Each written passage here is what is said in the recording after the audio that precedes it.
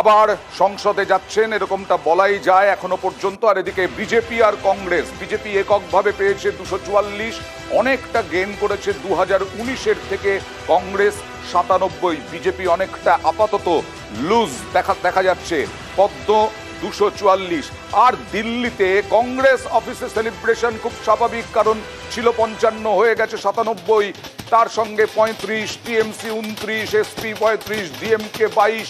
আর এদিকে বিজেপির যারা শরিক টিডিপি, জেডিইউ 16 এবং 13।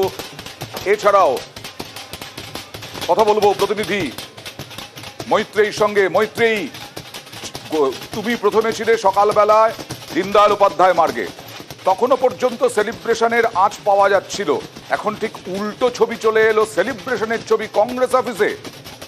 একেবারেই দেখো, দিন বাড়তে বাড়তে দিল্লিতে যেন একেবারে উলট ছবি। কারণ সকালবেলায় বেশ কিছুক্ষণ আমরা বিজেপি সদর দপ্তরে ছিলাম, সেখানে শুরু থেকে সেলিব্রেশন থাকলেও পরে সেটা যত ফল প্রকাশ্যে আসতে থাকে তত সেটা সীমিত হতে থাকে। অন্যদিকে কংগ্রেস অফিসে 24 আকবর রোডে এই মুহূর্তে কিন্তু একেবারে সেলিব্রেশনের মোড।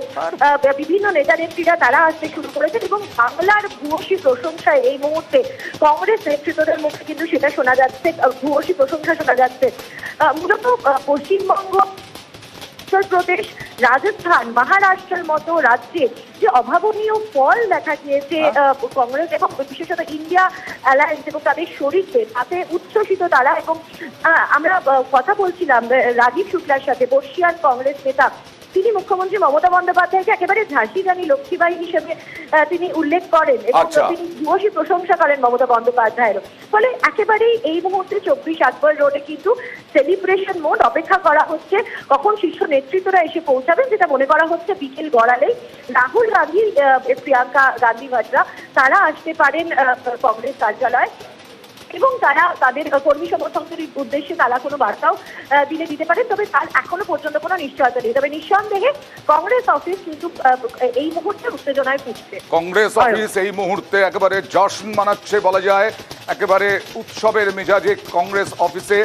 আর